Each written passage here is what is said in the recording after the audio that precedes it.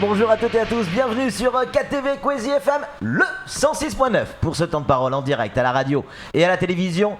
C'est le représentant d'MCG qui est avec nous sur ce plateau, Jacques-Martial Henry, bonjour. Bonjour Patrick, Sam, bonjour tout le monde. Merci d'avoir accepté notre invitation. On va évidemment parler du port de Longoni avec ce conseil portuaire qui s'est déroulé hier et qui a voté les nouveaux tarifs. Et hier, on a le sentiment que tout le monde est d'accord pour que ça augmente. Alors, je tenais d'abord à préciser que vous avez annoncé que c'est Madame Idanel qui devait prendre part à cette émission, mais elle a été empêchée. On le regrette sincèrement, mais il n'y a pas eu une volonté de notre part de causer un désagrément quelconque, mais on va. Je voulais pas forcément y revenir, mais il faut pas dire faut pas mentir à nos auditeurs. Elle est sur Mayotte Première. Voilà. Moi, je voulais pas forcément en parler, mais vous en parlez, donc elle est allée sur Mayotte Première. C'est un choix. Voilà. Et effectivement, le conseil portuaire s'est réuni il y a 3 jours pour valider les nouveaux tarifs. Une proposition qui a été faite par MCG à travers sa présidente, Madame Idanel. Ouais. Effectivement, je crois qu'il était nécessaire d'informer la population sur cet état de fait parce que on attend beaucoup d'interprétations qui sont faites par rapport à ces nouveaux tarifs qui ont augmenté. Il faut savoir une chose, que le conseil portuaire est là pour donner un avis, et l'avis qui sera par la suite entériné par l'Assemblée départementale. Ça veut dire quoi, Jacques? Ça veut dire que la décision qui a été prise au conseil portuaire, elle n'est pas définitive? Ça veut dire que le conseil départemental peut refuser l'augmentation de ce prix ou pas? Le conseil départemental est libre et souverain dans ses décisions. Seulement, les tarifs sont bien recadrés. Il faut fixer des tarifs qui permettent aux usagers de payer et à l'investisseur, c'est-à-dire le délégataire, de pouvoir amortir ses coûts. Alors, il se trouve qu'aujourd'hui, c'est 10 400 € de location de grue par jour, et ça s'explique. C'est-à-dire, pour pouvoir acquérir ces grues, MCG a dépensé 24 millions d'euros, dont 7 millions en défiscalisation. Et le reste, c'est en fonds propres et en emprunt bancaire. Et que Madame Nel a mis en garantie tous ses biens personnels, y compris les biens de son fils et de ses petits-enfants, pour pouvoir avoir un avis favorable auprès des banquiers. Il est ce qu'on appelle d'ailleurs en droit un créancier ou un débiteur chirographaire. Tous ces patrimoines qui ont été mis en garantie. Alors, la banque exige le remboursement en 7 ans. Alors que si il y avait un co-garantie, c'est-à-dire si le conseil départemental avait co-signé cette garantie auprès des banques, la banque allait exiger un remboursement de 15 ans, sur 15 ans. Or là, elle est obligée de rembourser en 7 ans. Puisque les banques estiment qu'ils n'accepteront pas la garantie. Donc du coup, la rentabilité doit être plus rapide, donc on augmente le prix. Voilà, ils n'acceptent pas la garantie signée par le conseil départemental, parce que le conseil départemental, sur le plan financier, il n'est pas fiable. Et je n'accuse pas l'actuelle majorité, c'est un problème qu'on connaît depuis 2007. Ça, c'est le premier point. Donc si on avait cette période de 15 ans pour rembourser la banque, il est très clair qu'on aurait pu baisser ce montant de 50%. Deuxièmement... Sauf que là, il augmente donc de 50%. Parce qu'il faut rembourser en 7 ans. D'accord, mais il augmente de 50%, le prix. Non, c'est 10 400, c'est-à-dire on aurait pu proposer un prix de 6 000 € à peu près, si il y avait on pouvait rembourser en 15 ans. Deuxièmement, Et on ne peut pas rembourser en 15 ans parce que les banques refusent la garantie du conseil départemental en disant que le conseil départemental n'est pas fiable. Deuxièmement, c'est l'octroi de mer de 4 827 000 euros que MCG a payé.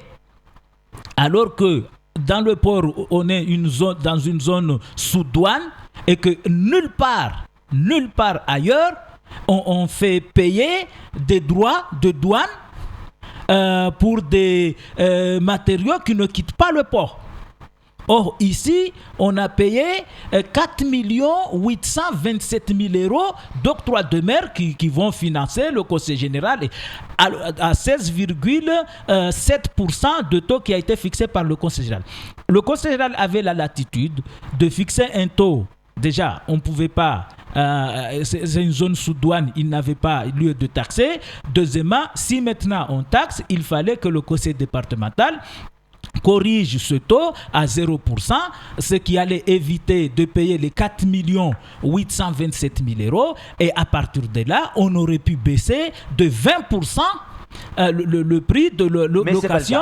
Ce n'est pas le cas. Ouais. Donc, on ne peut pas demander à recevoir 4 827 000 euros d'octroi de mer et puis dire aux délégataires de baisser un prix. Là, ils travaillent à perte. Donc, le conseil départemental a la liberté de refuser ou d'accepter le prix qui a été fixé par le conseil portuaire, mais il ne peut le faire qu'en connaissance de cause. On a bien compris. Maintenant, pour le citoyen lambda, que nous sommes tous, là, on parlait effectivement de gros chiffres, mais ça nous dépasse un peu. Est-ce que le fait que ces grues soient louées 10 000 euros par jour au lieu des 6 000 qui auraient pu être 6 000 euros par jour, quelles conséquences ça va avoir sur moi quand je vais aller faire mes courses au supermarché? Est-ce que ça va avoir des conséquences ? Vu que le prix de la grue double, est-ce que ça va avoir des conséquences sur mon pouvoir d'achat? Clairement. Effectivement, certainement.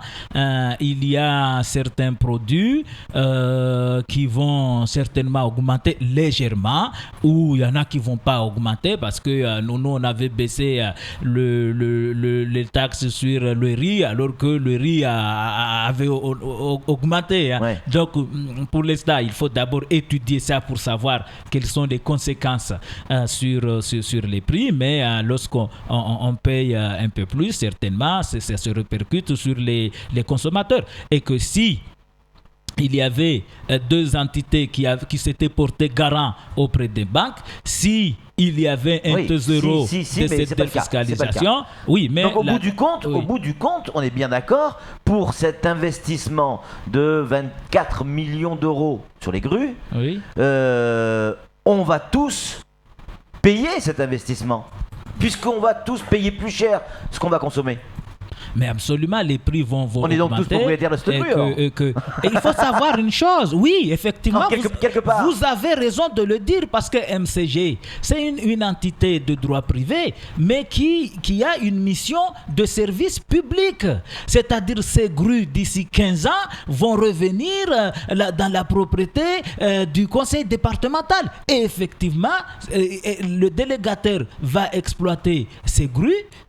Mais ces grues sont destinées à un service public et effectivement, ces grues nous appartiennent à nous tous. Samuel Baucher, le rédacteur en chef de France Mayotte Matin, une question opposée.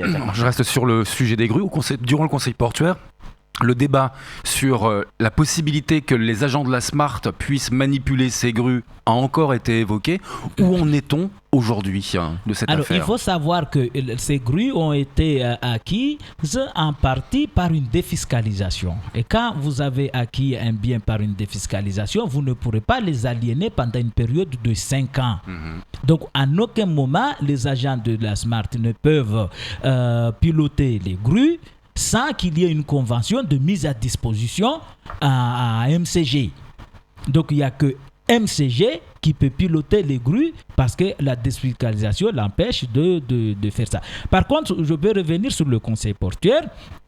Nous avons tous vu et entendu l'intervention de Madame la première vice-présidente qui, on regrette On regrette qu'elle se permette de venir prendre part aux réunions du conseil portuaire alors qu'elle n'est pas membre du conseil portuaire. Elle représente le conseil départemental quand même. Non. Le conseil départemental a délégué Burhan par une délibération. C'est même pas par arrêté du président du conseil départemental, mais c'est par une délibération. Et c'est à ce titre que Burhan est président du conseil d'administration. Madame Fatima Soufou n'a pas à prendre part aux réunions du conseil. Oui, mais comment ça, quand quelqu'un vient en conseil portuaire, vous voyez ce courrier, je vois ce courrier. Le président du conseil portuaire, Burhan, a convoqué le conseil portuaire. Il a fixé des points à l'ordre du jour, 4 points à l'ordre du jour. Le conseil portuaire s'est tenu le 22 juin.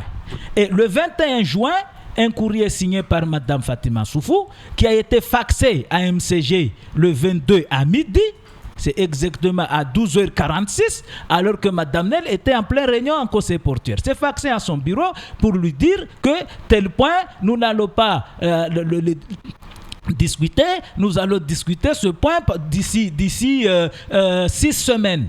Alors qu'elle n'est pas membre du conseil portuaire, alors qu'elle n'est pas la présidente du conseil portuaire, alors que son arrêté, moi j'ai ici son arrêté d'attribution de signature, lui interdit clairement de présider des réunions ça n'arrange pas les relations là, entre le conseil départemental et on n'a pas de là. problème avec le conseil départemental. Je m'explique. Ce qu'on vient de dire, quand même. On n'a pas de problème avec le conseil départemental. Nous travaillons très bien avec le conseil départemental. Il y a une volonté manifeste de chaque côté de pouvoir avancer pour l'intérêt de la population. Le conseil départemental a un problème avec Mme Fatima Soufou qui s'ingère sur des affaires qui ne relèvent pas de sa compétence.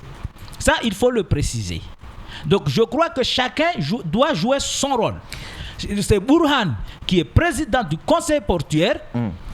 Madame Fatima Soufou n'a pas sa présence au conseil portuaire est de nature à entacher les décisions du conseil portuaire. Et tout de suite après le conseil portuaire, en faisant une déclaration et en disant que le conseil départemental, en parlant au nom du conseil départemental, va prendre en compte les arguments qui ont été invoqués par ceux qui sont opposés à la décision, c'est très grave. Où est la démocratie dans tout ça? Jacques, merci beaucoup. Il nous reste même pas une minute. Et Dieu sait que la question suivante est importante. La dernière fois que vous êtes venu sur ce plateau, vous nous avez alerté sur la situation. La Smart décharge tous les bateaux aujourd'hui. Manuport ne décharge plus. Vous nous avez alerté sur le fait qu'il était possible qu'un certain nombre d'emplois disparaissent au sein d'MCG d'une manière générale.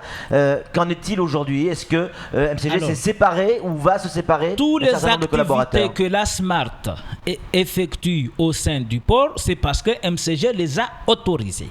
Parce que l'unique délégataire, c'est MCG. Si MCG n'avait pas autorisé la Smart d'effectuer un certain nombre d'activités, la Smart n'allait pas les effectuer. On l'a un peu poussé quand même. N'allait pas effectuer. Et la Smart doit se mettre sur le bon chemin. C'est pas parce qu'on s'appelle la Smart qu'on a droit à tout. L'unique délégataire les salariés, du port, c'est... Les salariés, dites-nous si oui ou non il va y avoir du licenciement à MCG. Est-ce que c'est déjà le cas? Oui, il y a 62 jeunes qui sont en chômage technique. Ça, c'est fait. Jusqu'au mois de janvier. Et puis après, il est clair qu'il faut rapidement rétablir de très bonnes relations de confiance avec le conseil départemental. Et je suis convaincu que le conseil départemental et MCG vont très bien travailler ensemble. Il en va de l'intérêt de la population de Mayotte et des missions de chacun.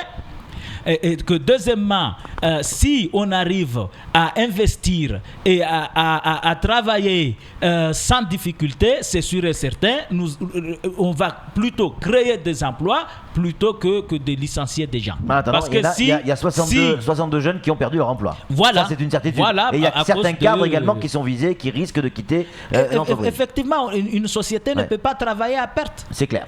En tout cas, merci beaucoup Jacques Martial Henry d'être venu sur notre plateau et d'avoir fait le job. Merci. Merci C'est beaucoup. tout pour ce temps de parole. Tout de suite, la suite de nos programmes.